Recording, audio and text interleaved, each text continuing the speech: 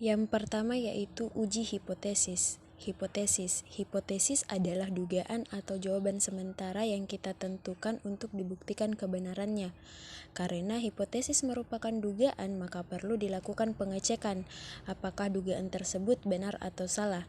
Nah, pengecekan tersebut dapat dilakukan dengan pengujian secara empiris atau pengujian dengan menggunakan sampel acak.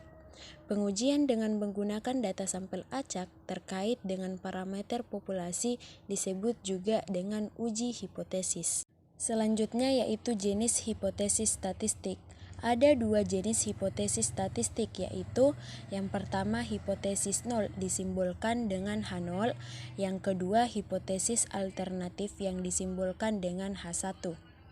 Hipotesis nol merupakan dugaan awal yang bisa didapatkan dari pengalaman, pendapat para ahli, maupun informasi lainnya.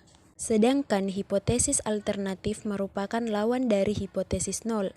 Jadi pada pengujian hipotesis nol dan hipotesis alternatif akan kita pilih.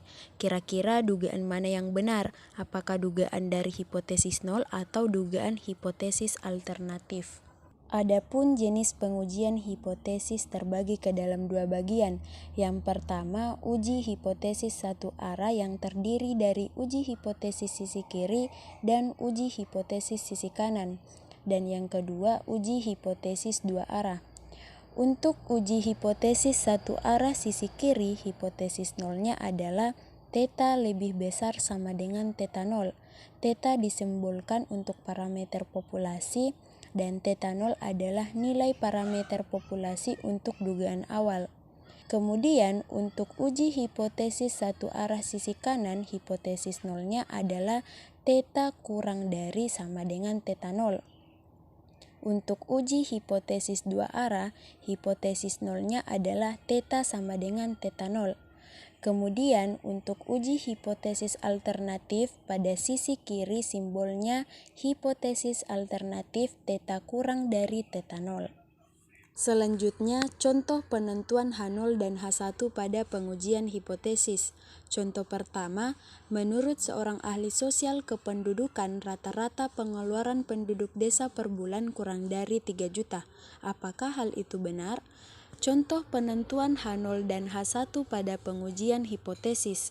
Maka yang dapat kita lihat di sini adalah pernyataan rata-rata pengeluaran penduduk desa per bulan kurang dari 3 juta. Kurang dari 3 juta artinya tidak mengandung sama dengan, sehingga kurang dari 3 juta masuk dalam pernyataan hipotesis alternatif. Sehingga hipotesis alternatifnya adalah nu kurang dari 3 juta. Kemudian untuk hipotesis nolnya adalah nu lebih dari sama dengan 3 juta. Contoh pertama masuk ke dalam pengujian satu arah sisi kiri.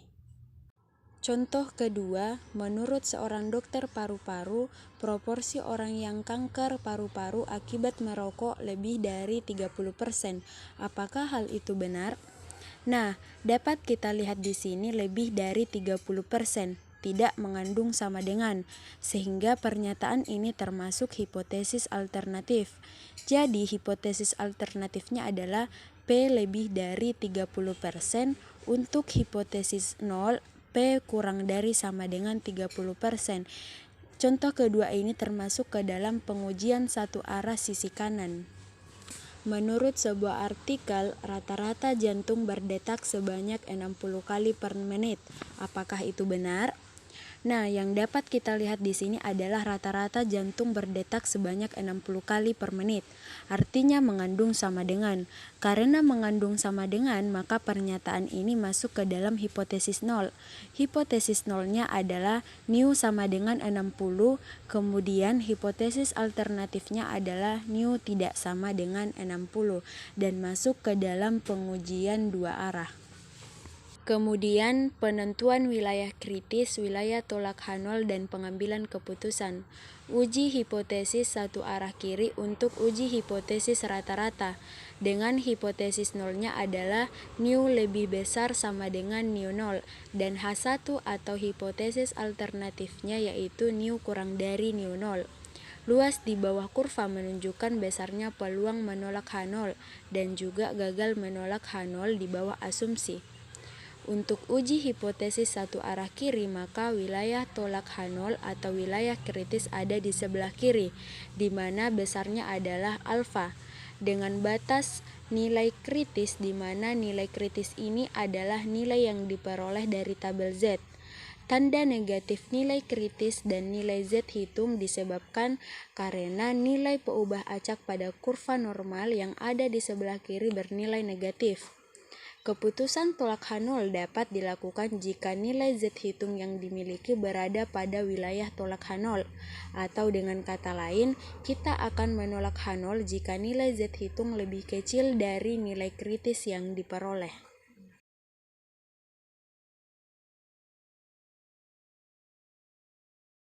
Selanjutnya yaitu peluang. Peluang adalah cara matematis untuk mengkarakteristik atau menggambarkan ketidakpastian.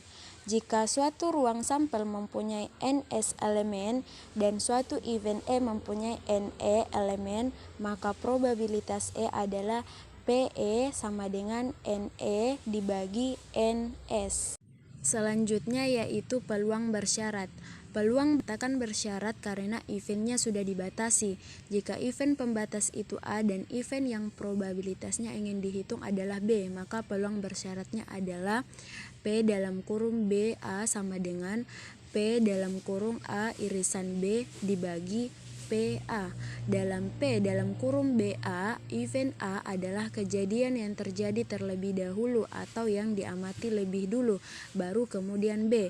Jika A dan B adalah dua kejadian yang saling bebas, maka P dalam kurung BA sama dengan P dalam kurung B. Selanjutnya yaitu peubah acak. Peubah acak bisa didefinisikan sebagai suatu fungsi yang mengaitkan suatu bilangan real pada setiap unsur dalam ruang sampel.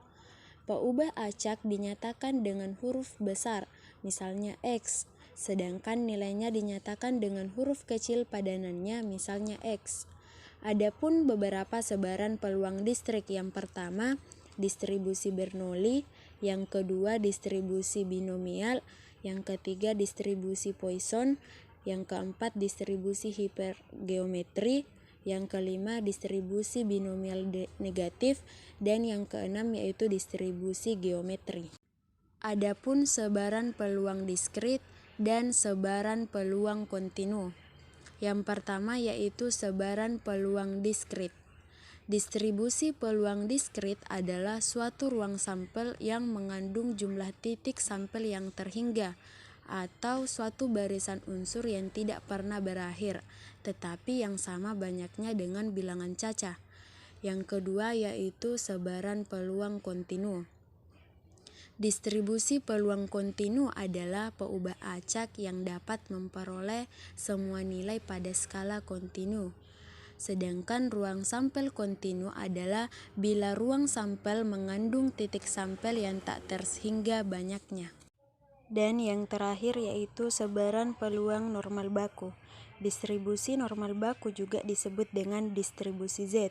Setiap nilai yang ada pada distribusi normal baku ini disebut dengan istilah Z-score atau skor standar. Angka pada Z-score di distribusi normal baku menunjukkan jumlah standar deviasi suatu observasi apakah jatuh di atas atau di bawah nilai mean. Kemudian membaca tabel Z. Dapat dilihat grafik pada sisi kiri yang ada pada gambar yang dibaca pada tabel Z. Standar normal tabel Z, artinya tabel ini membaca standar normal distribusi yang mempunyai mu sama dengan 0 dan sigma sama dengan 1. Kemudian dapat dilihat dari tabel Z. Tabel Z ini mempunyai 3 bagian. Bagian yang pertama ada Z. Nilai Z dibaca ke bawah dan nilai Z dibaca ke samping. Pada bagian A, nilai Z ini mempunyai nilai sampai dengan 1 angka di belakang koma. Kemudian bagian B, nilai Z mempunyai nilai sampai 2 angka di belakang koma. Jadi 2 angka di belakang koma dimulai dari 0,00 sampai dengan 0,09. Bagian C paling banyak adalah berisi nilai peluang atau probabilitas dari semua nilai Z. Misalnya untuk nilai Z sama dengan 1,25, maka kita cari nilai Z 1,2 pada nilai Z bagian A. Karena 1,2, maka 1,2 dan 0,05. Dan nilai peluang untuk Z sama dengan 1,25 adalah 0,3944.